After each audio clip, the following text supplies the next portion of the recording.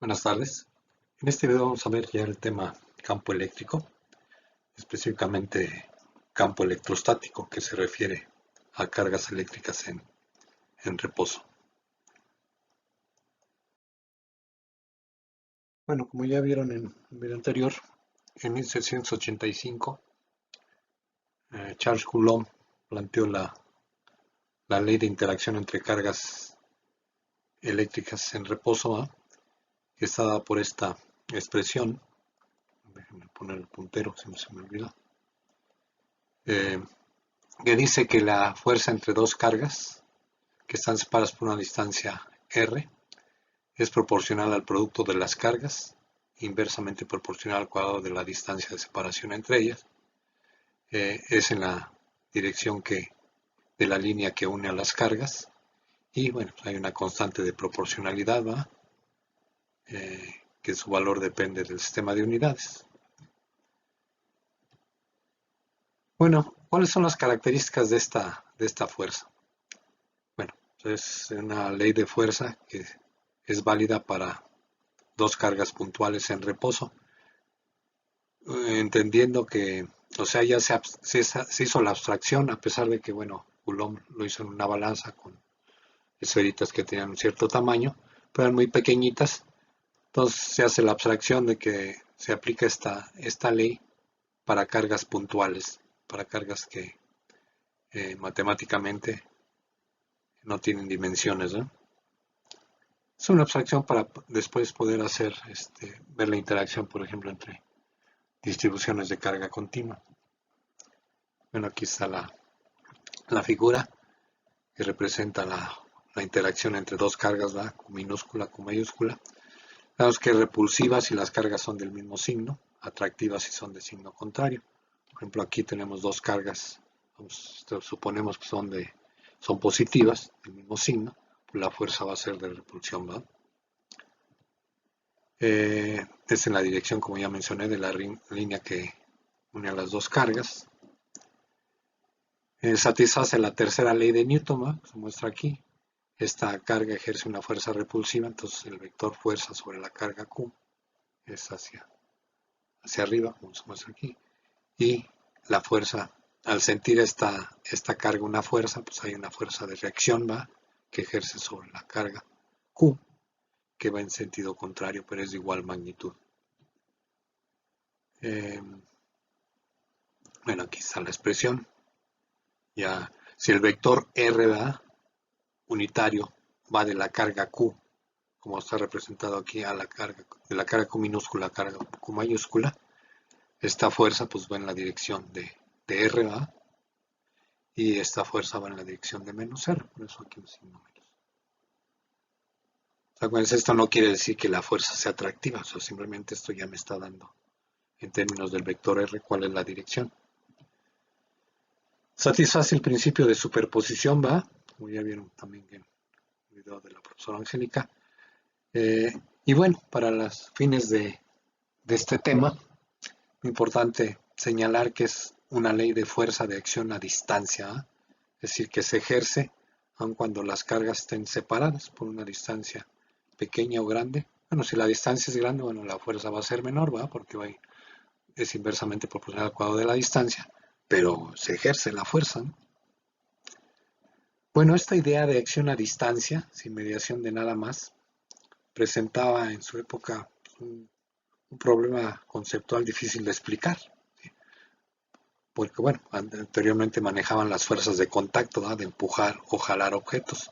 Entonces, incluso para Newton, en relación a la fuerza gravitacional, que si ven aquí es idéntica, es semejante en cuanto a que es igual, es proporcional al producto de las masas, inversamente proporcional al cuadrado de la distancia, bueno, una constante gravitacional. La fuerza gravitacional pues, es nada más atractiva, ¿no? Que las masas siempre son positivas, pero bueno. Independientemente de eso, entonces, en 1851 Faraday especuló sobre la existencia física de líneas de fuerza o de campo como una especie de tentáculos a través de los cuales interactuaban las cargas eléctricas. Anteriormente, y en 1849, Faraday intentó establecer una relación entre fuerzas gravitacionales y electromagnéticas. O sea, en principio, muchos científicos como Maxwell, Einstein, ¿no? Decía que realmente él intentó formular la teoría de campo unificado, ¿no? Ya tenía una visión de ese tipo de relación, ¿no? Que debería haber entre las distintas fuerzas que existen en la naturaleza. Bueno, aquí vamos a definir entonces el campo eléctrico ya formalmente. Pero bueno, entonces acuérdense que este concepto partió de, de la propuesta de Faraday, que decía que cada una de las cargas eléctricas individuales que interactuaban a través de una fuerza coulombiana produce una perturbación en el espacio que vendría representada por líneas de fuerza o de campo eléctrico, de manera que la fuerza que actuaba sobre cada una estaba asociada a esa perturbación.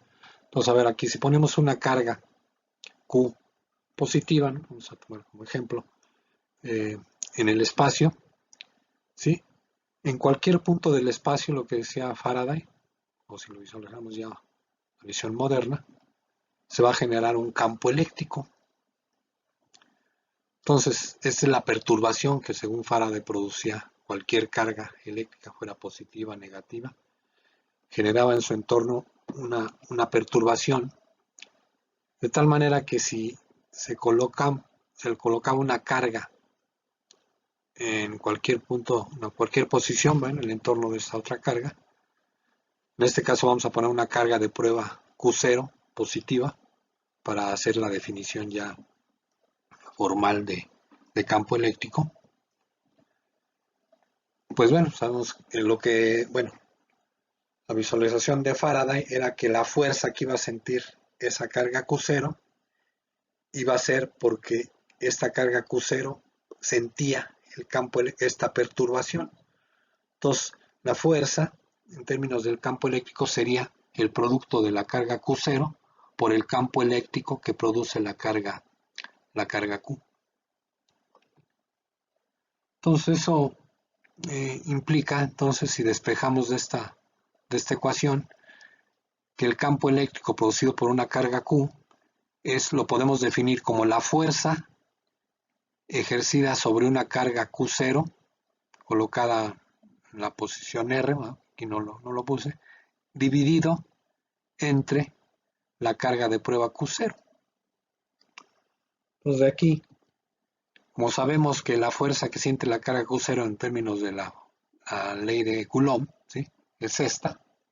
Si sustituimos en esta ecuación la fuerza Q0, pues, resulta que el campo eléctrico producido por la carga puntual Q en cualquier punto R del espacio es proporcional a la carga que estamos poniendo A, está colocando, que es la que produce la perturbación, que produce el campo, entre el inverso de la distancia al cuadrado del punto en cuestión donde yo quiero calcular el campo eléctrico a la carga Q, y es en la dirección que va de la carga Q, ¿sí?, a el punto en el espacio R donde ponemos la carga Q0, ¿sí? Bueno, aquí la constante de proporcionalidad ya también vieron que en un valor en MKS de 8.99 por 10 a la 9 newton metro cuadrado sobre Coulomb. O si ponemos explícitamente la constante K en términos de la permitividad del vacío, que vale 8.85 por 10 al menos 12 Coulomb al cuadrado sobre newton metro cuadrado,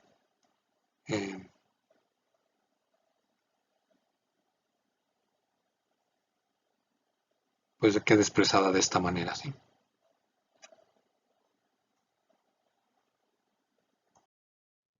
Bueno, pues aquí ya nada más déjenme mencionarles que eh, el campo eléctrico pues, es una cantidad vectorial, es un campo vectorial, es decir, en cada punto del espacio en el entorno de una carga eléctrica va a haber un campo que tiene una magnitud y una dirección en cada punto del espacio. Y bueno, las unidades del campo eléctrico, a partir de la definición, son unidades de fuerza entre unidades de carga, que sería Newton sobre Coulomb. Y bueno, no se le da nombre a esta unidad, ¿no? Se maneja así tal cual. Bueno, el concepto de campo eléctrico entonces se fue aceptando poco a poco por algunos científicos.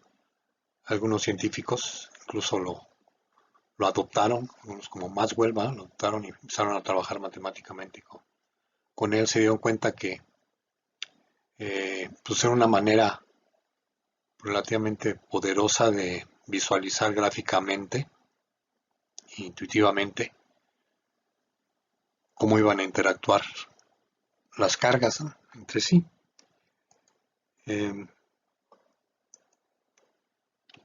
Bueno, aquí muestro unas imágenes del campo eléctrico, por ejemplo, producido por cargas puntuales positivas y negativas. Se dan cuenta que se dibujan. Para el caso de una carga eléctrica positiva, las líneas de campo eléctrico salen de la carga, ¿va? Son líneas radiales que van de la carga hasta infinito. Por la simetría pues, están distribuidas uniformemente, hay una simetría pues, esférica, ¿no? De hecho. Aquí, por ejemplo, en esta gráfica se muestran menos líneas de campo eléctrico. Todo eso da información, o sea, se puede empezar a visualizar entonces qué tan intensa o cómo es la perturbación que genera una carga eléctrica positiva o negativa en su entorno, cómo es el campo eléctrico en el entorno de una carga positiva y una negativa, cómo es el campo eléctrico en el entorno de dos cargas positivas, bueno, aquí no puse dos cargas negativas, y así. Este concepto de campo eléctrico se hizo poderoso porque se vio que había una relación estrecha entre la dirección del vector campo eléctrico en el entorno de cargas eléctricas, una carga eléctrica, la magnitud del campo eléctrico y las propiedades geométricas de las líneas de campo eléctrico. Por ejemplo, la dirección se vio que era del vector campo eléctrico tangente a las líneas de campo eléctrico en cada punto, o viceversa. Para trazar una línea de campo eléctrico, habría que trazarla de tal manera que el vector campo eléctrico en cada uno de los puntos del espacio sea tangente a la línea que se trace, que se vaya trazando, ¿sí? Como se muestra aquí en estas figuras. Luego, en términos de la magnitud, digo que la magnitud era proporcional a la densidad de líneas, o se ve que es proporcional a las líneas de campo eléctrico. Cerca de las cargas eléctricas, la densidad de líneas es mayor, están más próximas entre sí, como se muestra aquí, ¿no? Las líneas de campo eléctrico, porque la magnitud es mayor, ¿sí? Y porque los puntos están más cerca de la carga. Acuérdense que el campo eléctrico va como el inverso del cuadro de la distancia a las cargas. Y lejos de las cargas eléctricas, la densidad de líneas es menor, ¿no? Aquí se van separando entre sí y eso pues me indica que la magnitud del campo eléctrico va disminuyendo. Entonces, bueno, aquí voy a dejar este video para no alargarlo más. Muchas gracias. En un siguiente video pues ya empezaremos a ver ya el principio de superposición, ¿va? Para ver cómo es el campo eléctrico debido a varias cargas eléctricas, etc. Hasta luego.